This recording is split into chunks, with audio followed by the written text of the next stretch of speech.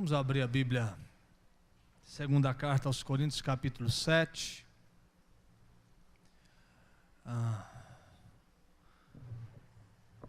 Marconi, se puder desligar aqui, eu agradeço.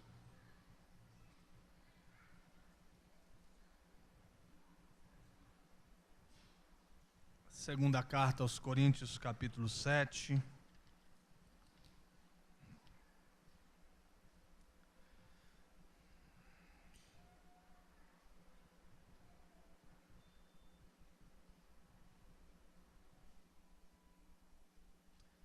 A partir do primeiro verso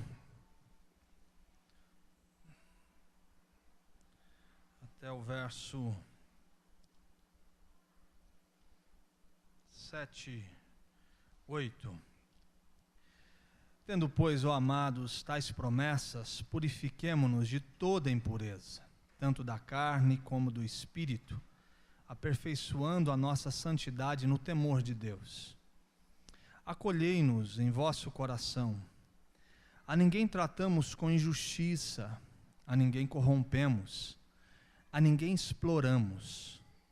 Não falo para vos condenar, porque já vos tenho dito que estáis em nosso coração para juntos morrermos e vivermos. Muito grande é a minha franqueza para convosco, e muito me glorio por vossa causa. Sinto-me grandemente confortado e transbordante de júbilo em toda a nossa tribulação. Porque chegando nós à Macedônia, nenhum alívio tivemos. Pelo contrário, em tudo fomos atribulados, lutas por fora e temores por dentro. Porque Deus, que conforta os abatidos, nos consolou com a chegada de Tito. E não somente com a chegada, mas também pelo conforto que recebeu de vós, referindo-nos à vossa saudade, o vosso pranto e o vosso zelo por mim, aumentando assim meu regozijo. Vamos orar? Obrigado, Deus, pela tua palavra. Obrigado porque não pela nossa capacidade humana, mas por graça e ação do teu Espírito, a gente pode olhar para as Escrituras e entender o que o Senhor está falando ao nosso coração. Não é um livro qualquer, não é um livro que nos ajuda a viver melhor, é a palavra do Senhor ao nosso coração. É a carta de amor que o Senhor deixou para a gente.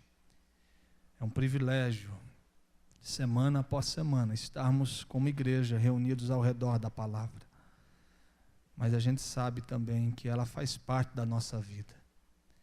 Eu oro para que essa igreja seja uma igreja que tenha as Escrituras abertas diariamente diante dos seus olhos.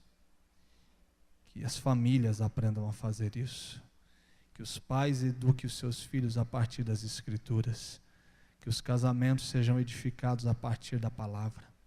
Que essa igreja seja firme, abundante no Senhor a partir da palavra do Senhor. Fala conosco, como o Senhor tem feito de maneira tão amorosa, sempre quando a gente se reúne. Eu confesso a minha incapacidade de dizer algo a partir do que eu sou, da minha habilidade. Peço para que o teu Espírito utilize os meus lábios, que esse vaso de barro só tem valor porque o Evangelho caiu no coração, e é sobre isso que eu quero falar nessa noite. Eu oro em nome de Jesus. Amém. Se existe uma igreja complicada, é a igreja de Corinto. Essa era uma igreja que possivelmente você faria uma visita e dificilmente você voltaria a frequentá-la. Ela seria parte da sua vida se você tivesse realmente laços de afeto bem profundos, porque teriam boas igrejas para você frequentar, que possivelmente não se encaixa dentro daquilo que a gente lê nas cartas de Paulo aos nossos queridos irmãos. Paulo resolvia um problema logo, tinha mais 2 ou 3 surgindo, brotando. Ele resolvia um problema no final de uma reunião, tinha outro 3 no final, durante a semana, problemas pipocando o tempo todo, E ele nos mostra a dificuldade dessa igreja entender o Evangelho na primeira carta. Você vai ver ele trabalhando questões profundas de vida e sendo duro. Ele trabalha questões de família, ele trabalha a questão da falta de compreensão dos dons como uma riqueza de Deus distribuído para a igreja, mas se não for bem utilizado, os dons podem complicar muito mais do que facilitar e sinalizar o reino. Que os dons têm um jeito de ser utilizado, uma maneira, uma ordem que deve ser respeitada. Ele vai dizer sobre o amor, no capítulo 13, dizendo que isso realmente faz sentido para a vida. E a segunda carta ele vai reforçando o que ele havia dito. E a gente sabe que o grande desafio de Paulo, e ele paga muito caro por entender que isso faz parte da sua vocação, é levar as pessoas à consciência que elas podem ter uma relação com Deus sem Ele. Então Paulo o tempo todo está se diminuindo como um líder diante da comunidade, para que essas pessoas compreendam que essa comunidade pode se relacionar com Deus sem Ele.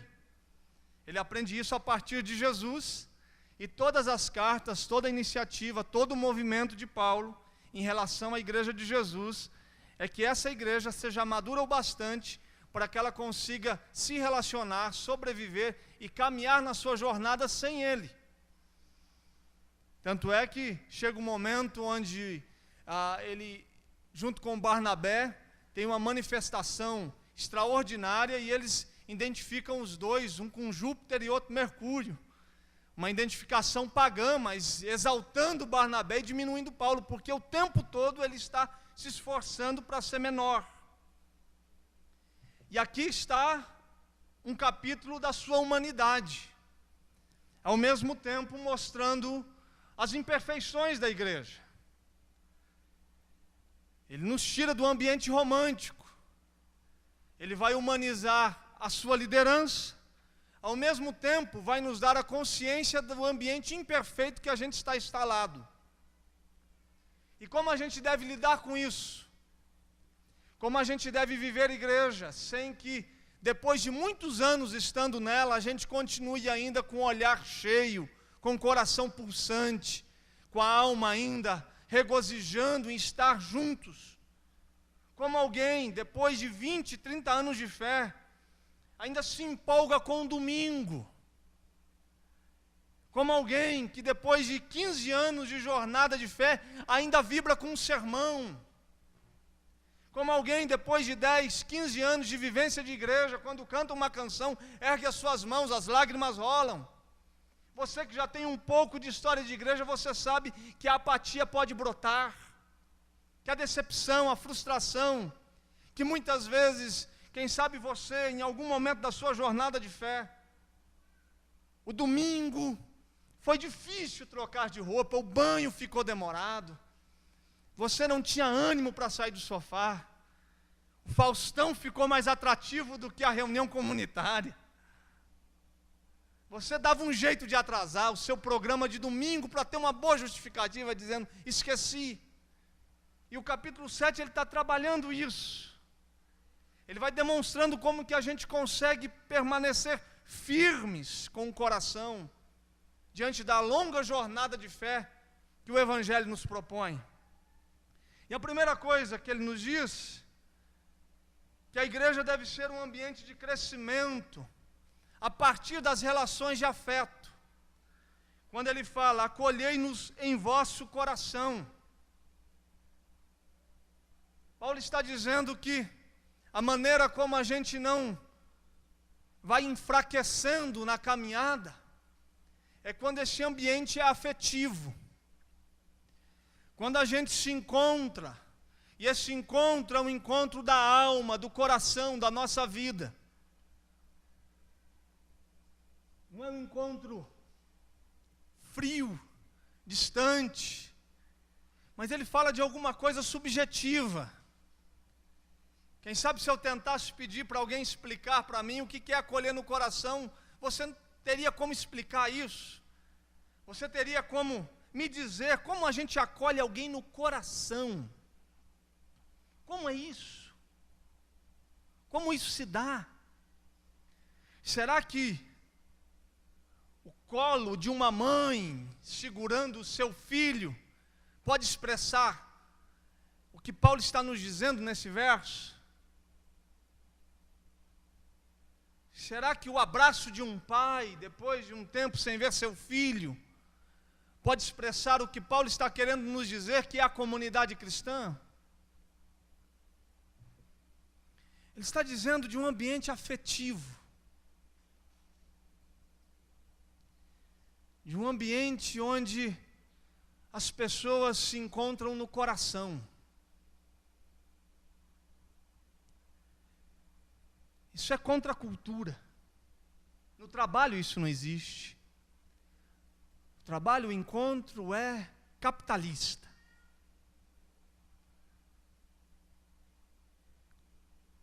Na faculdade, quem sabe o encontro é intelectual.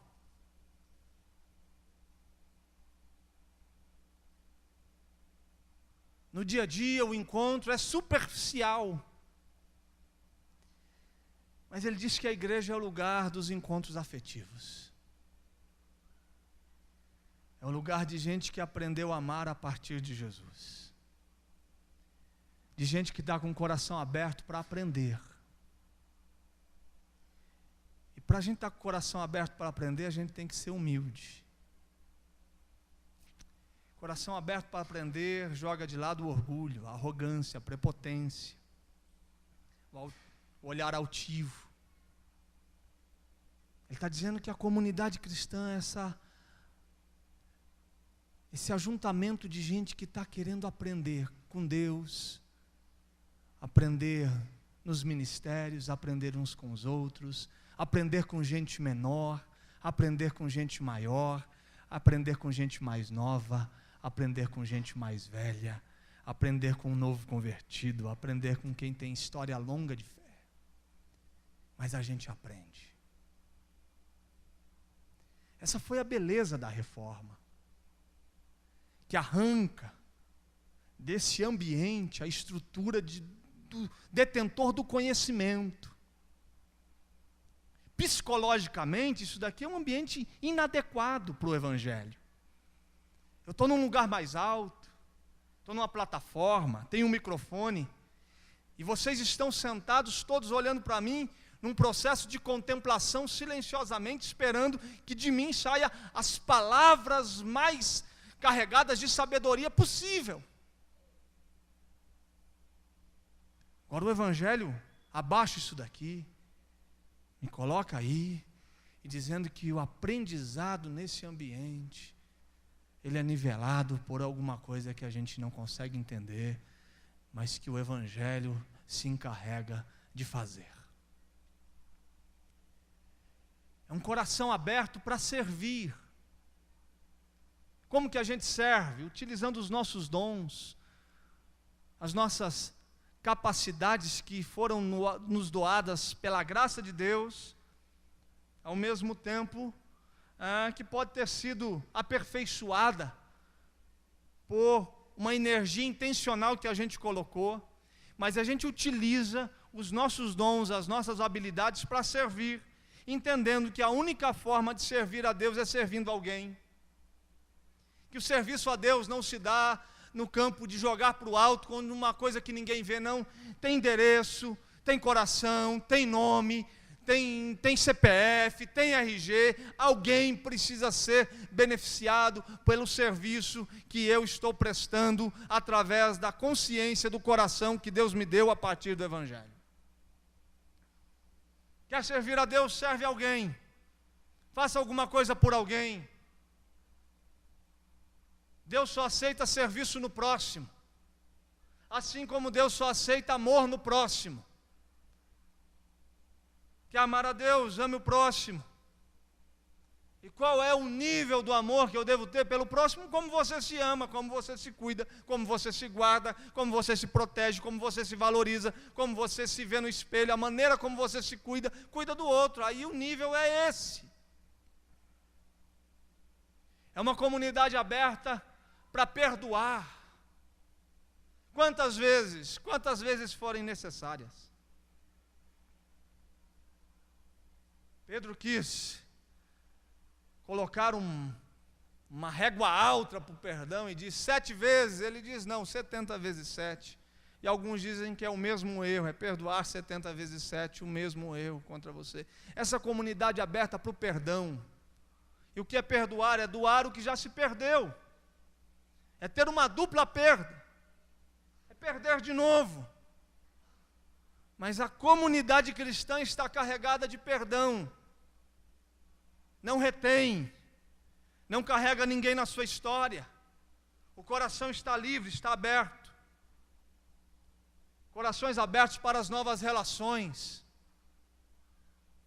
Gente que se preocupa num encontro como esse, conhecer gente nova e saber das suas necessidades.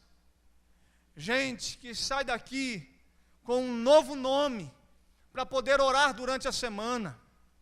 Gente que não entra aqui para resolver os problemas pessoais, mas que entra aqui com um olhar para os problemas comunitários.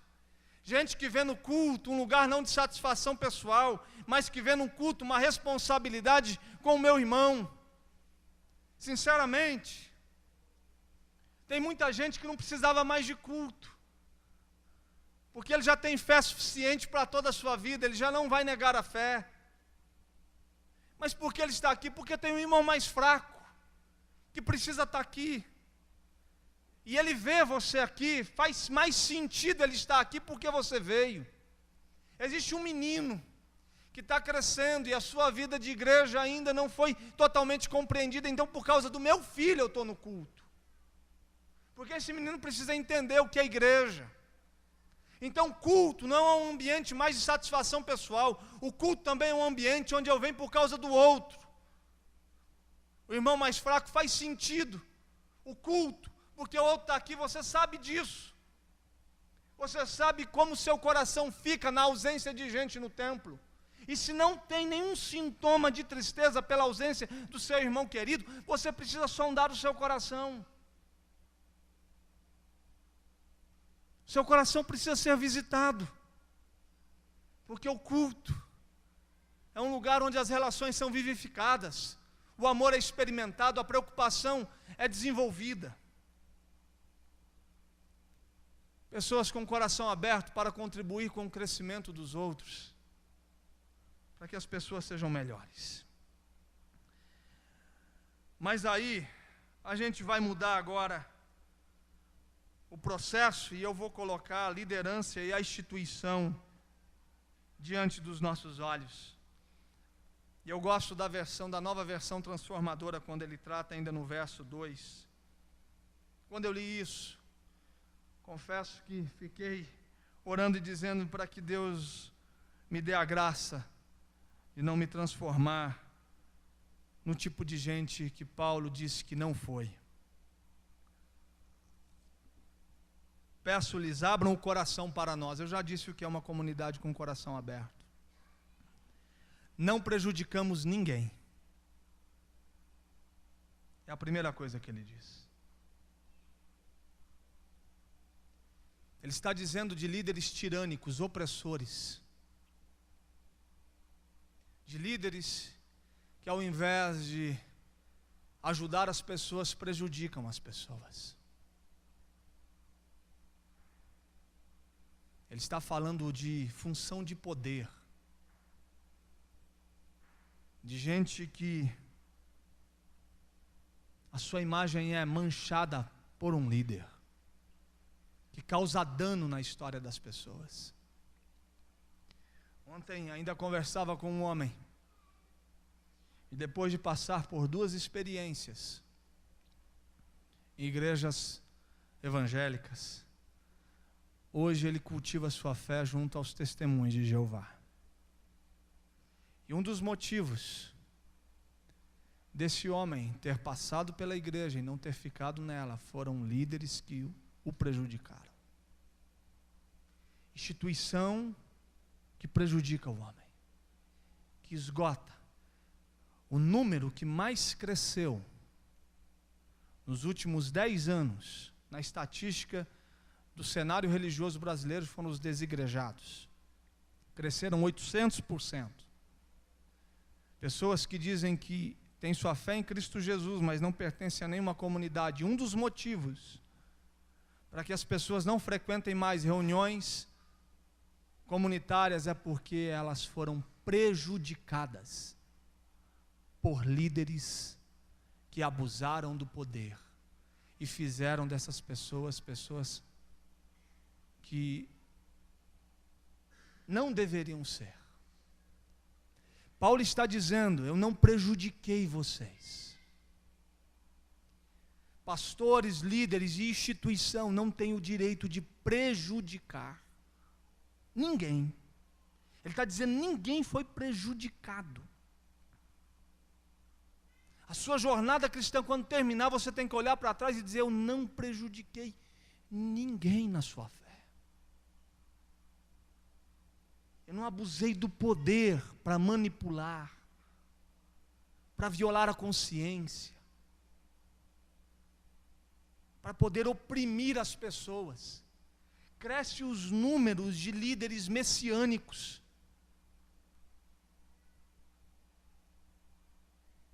Enquanto Paulo está se humanizando, há uma liderança que o tempo todo se coloca como Messias diante do povo, utilizando das suas palavras, amaldiçoando e bendizendo o homem, se tornando um bom cumbeiro de Deus. Um dia eu escutava uma história de alguém que chegou e pediu para sair da igreja para um pastor, e depois de confessar de pedir para sair, ele estava saindo pela porta, o pastor disse: ô, peraí. O cara parou, ele olhou, o pastor fez assim, ó. Ele falou: uai, o que foi isso? Ele falou: eu estou tirando a cobertura espiritual da sua vida.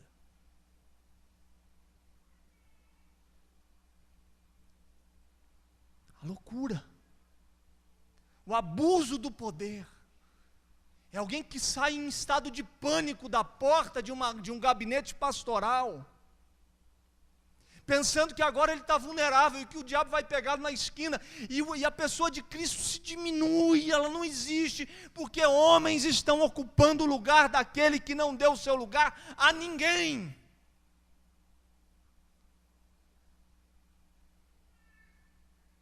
Ele diz o seguinte, não estou vendo no WhatsApp, não, estou vendo. Nem desencaminhamos ninguém. Ou seja, ninguém se perdeu por minha causa. Ele está falando de doutrina sã, de um homem que tinha preocupação com o Evangelho, com as palavras de Jesus, dizendo: eu não fui infiel à exposição da palavra na vida de vocês. Ninguém se perdeu pelo que eu falei, pelo que eu fui, pelo que eu disse, pela maneira como eu me comportei na história e na igreja de Corinto. A infidelidade doutrinária, ele está dizendo: eu não tive isso. Não teve falso ensino, não teve exposição incorreta das Escrituras. Vocês não vão se perder na fé pelo que eu disse a vocês. Como ser um líder em uma instituição que o que ensina não desencaminha ninguém. Pelo que fala, não faz com que a pessoa se frustre na sua jornada, seja enganada. E como que a gente consegue, como igreja, como liderança e como instituição, fazer com que as pessoas não sejam desencaminhadas na sua jornada, tendo um compromisso fiel com a palavra de Deus? Chegar, construir ministério, trazer reflexão, pregar o que as Escrituras nos dizem para pregar. Provar tudo pelas Escrituras. Perceber se aquilo que a gente está começando a dizer, o caminho que a gente está pensando em tomar, não está desencaminhando gente, frustrando, abatendo, desanimando, enfraquecendo. E aí todos os dias, ao invés do Espírito de Deus acrescentar a comunidade, gente que Ele quer salvar, a cada dia que a gente entra, é um a menos que a gente vê. A cada dia que a gente senta na nossa comunidade, é um a menos que a gente lista. Por quê? Porque a exposição infiel das Escrituras faz com que as pessoas se percam na sua caminhada.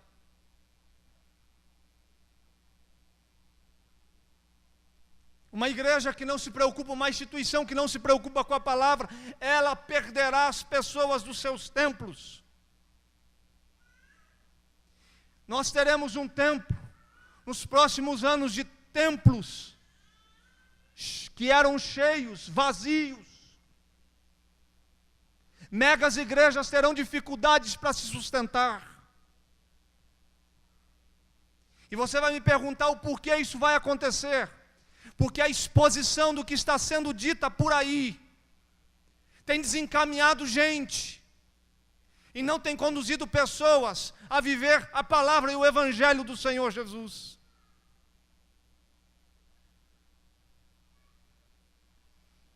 Uma exposição enganosa,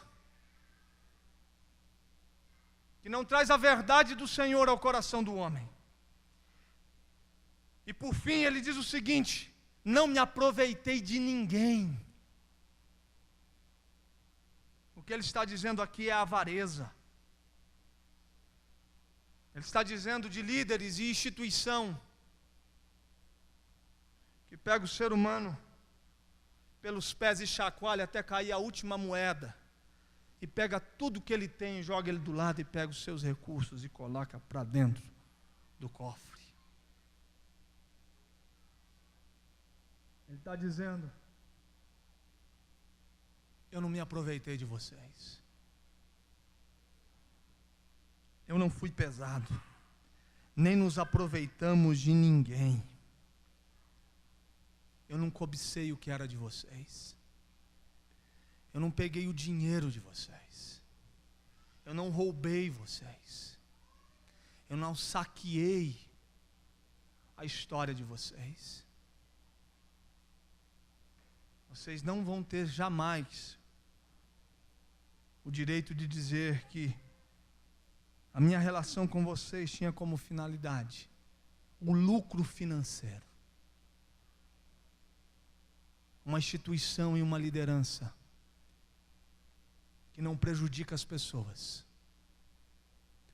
que não faz ninguém se perder pela exposição fiel das Escrituras, e que não pega aquilo que não é devido, que não chega aqui numa manipulação, numa lavagem de consciência, pegando o rastelo e arrancando com sangue todos os recursos possíveis. Que Deus tenha misericórdia da gente, que a gente continue crendo que a ação do Espírito no meio do seu povo faz com que semanalmente entre nesse lugar o necessário para que todas as nossas necessidades sejam supridas. Que eu não precise ficar aqui gastando 30 minutos do meu tempo para poder ficar convencendo você de pegar tudo que você tem e colocar aqui, porque eu creio que você e o Espírito de Deus, e Deus que sabe de todas as necessidades, colocará todos os dias aquilo que nos falta. Uma igreja e uma instituição e uma liderança que não pega aquilo que não lhe é devido. Mas ele continua, e ele vai falar de uma fé que suporta as adversidades da vida. No verso 5, porque chegando nós à Macedônia, nenhum alívio tivemos. Essa jornada de fé incansável,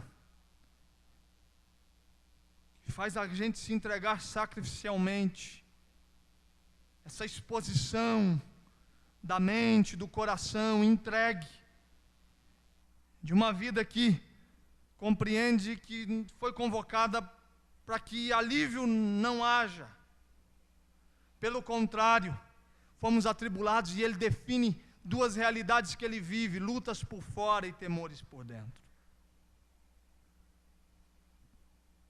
As lutas, ele está falando dos assaltos, dos perigos, das realidades ministeriais difíceis. Dos temores por dentro, ele está dizendo das dificuldades, dos problemas vividos. Ele vai dizer dessa teologia da dor, dessa fé que consegue suportar as lutas externas e os temores, dessa fé que não vai desumanizar você, mas vai te dar condições de você suportar as adversidades. É um homem que está dizendo: eu estou com medo, tenho ansiedade, estou cansado, está complicado, o dia foi difícil, a agenda foi lotada, mas a fé continua aqui. Quem sabe isso daqui pode refletir um final de um dia seu, um dia sem alívio, um dia onde lutas constantes externas foram travadas, medos internos em relação aos seus filhos, em relação ao futuro, sua vida financeira. Quem sabe essas lutas te acordaram na madrugada. Quem nunca, às 3 da manhã, perdeu o sono, andou pela casa orando, pensando no amanhã, com medo do que vai ser dos seus filhos. Ele está dizendo dessa fé que é trabalhada em meio às dificuldades da vida, dessa fé que não é aliviada, essa fé que não é um cafunézinho de Deus, não, é uma estrutura sólida onde os nossos pés são colocados, é uma certeza de vida que nos foi dada em Cristo Jesus, que os combates externos e as lutas internas não são capazes de arrancar a certeza que a gente tem que Cristo está nos guardando em meio às dificuldades da vida. Ele está dizendo que é assim que se vive a vida cristã. Como é difícil a gente tentar explicar a dor, o sofrimento, as dificuldades, os temores, os medos, para uma consciência cristã e para um coração que acha que a fé é um elemento dado por Deus para aliviar a vida. E não é uma certeza que Deus nos deu diante dos temores, das angústias, dos medos e das tribulações. Ele está dizendo: em tudo fomos atribulados. E aí no verso 6, ele fala que Deus confortou os abatidos, consolou com a chegada de Tito. Daqui a pouco eu quero falar da presença de Tito. Mas ele fala da saudade no verso 7, do pranto e do zelo por mim. A saudade é o desejo de estar numa comunidade biblicamente saudável. A saudade é esse sentimento que a gente tem que ter de ausência disso daqui. A saudade é quando a gente percebe uma semana incompleta, quando isso não existe. Quando a nossa agenda de culto pode ser relativizada, pode ser minimizada diante da agenda do dia a dia, da correria e do cansaço, alguma coisa precisa ser sondada no nosso coração. Ele diz: eu tive saudade de vocês. E vocês tiveram saudades de mim. Ele fala de pranto nessa comunidade. Ele está falando de uma atitude de reconhecimento dos seus pecados. Uma comunidade cristã é uma comunidade que confessa os seus erros. De homens e mulheres pecadores arrependidos.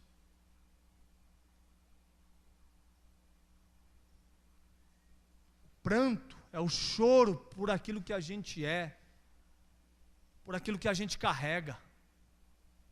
O pranto é pelo pai que a gente ainda não se tornou. É pelo esposo que ainda a gente está construindo a partir do evangelho dentro da gente. É a mãe que ainda você não se tornou. É o amigo que ainda você não é. O pranto é o choro por aquilo que a gente já deveria ser em Cristo, mas a gente ainda não conseguiu. E aí a gente chora por tudo aquilo que a gente já deveria ser e a gente não tem sido. Por quê? Por causa do pecado. Do bem que a gente não consegue fazer, mas o mal que a gente o tempo todo, de forma incontrolável, a gente está fazendo. Ele diz também do zelo por mim. Essa comunidade é uma comunidade que sente saudade dos seus encontros. É uma comunidade que chora pelos seus pecados. E é uma comunidade que cuida uns dos outros. Ele está dizendo, obrigado porque vocês cuidaram de mim. O zelo que vocês tiveram pelo meu ministério, pela minha vida, pela minha história. A gente não está aqui, e a gente já não tem mais o direito de não pensar comunitariamente, coletivamente. A gente chora uns pelos outros, a gente encoraja uns aos outros, a gente ama uns aos outros, a gente perdoa uns aos outros. A gente zela uns pelos outros. A gente cuida uns dos outros. Isso é igreja. E eu termino falando desse consolo de Deus a partir das relações humanas. Verso 6. Porém Deus que conforta os abatidos nos consolou com a chegada de Tito.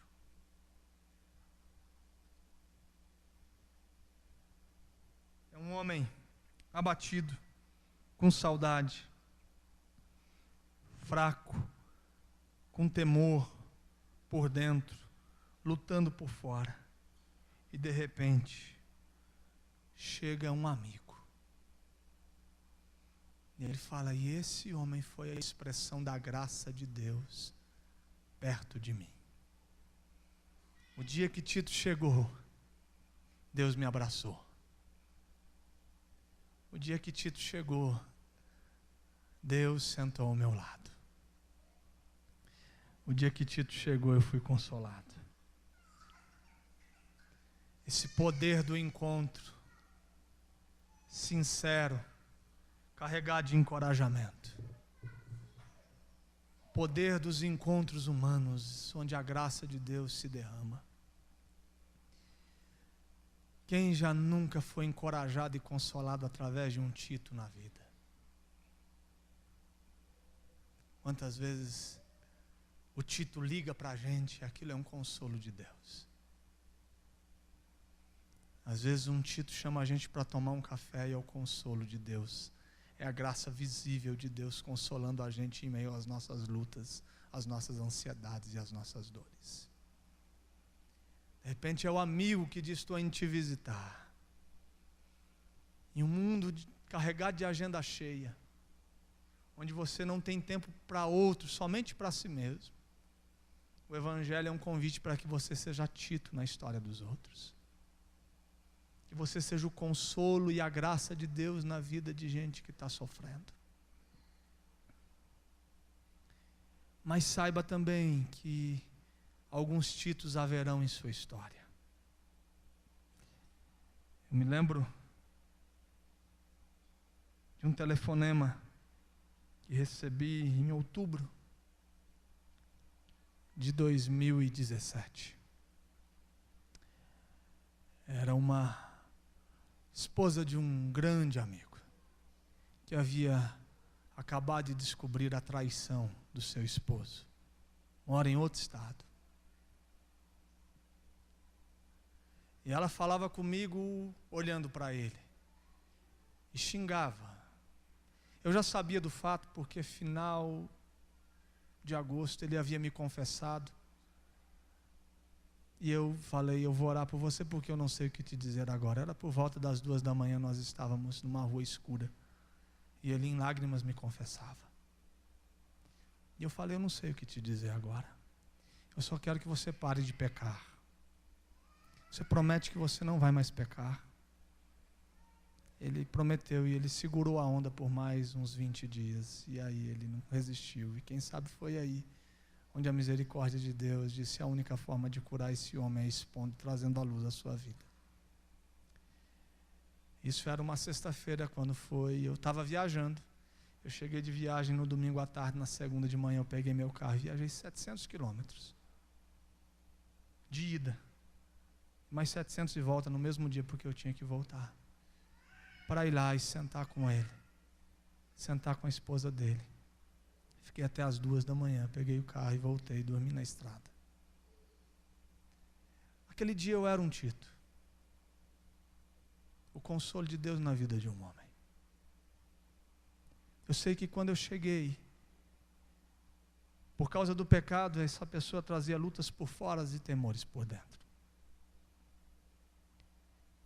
Mas depois de 2 anos eu pude visitar a casa dele de novo. Ele está casado. Eles estão sorrindo. Eles estão celebrando a graça de Deus. A restauração do seu casamento, do perdão. De quem você é, Tito? Quem te consola? Será que tem hora que não dá para ser um Tito na vida de um filho? Do adolescente trancado no quarto, bate na porta dele e seja o consolo de Deus na vida desse garoto. Será que não dá para ser um Tito na vida dessa criança aqui, carregada de medo e precisando de um abraço seguro de um pai? Desse amigo que você vai encontrar amanhã no trabalho. É a graça visível de Deus em meio aos medos e às angústias humanas.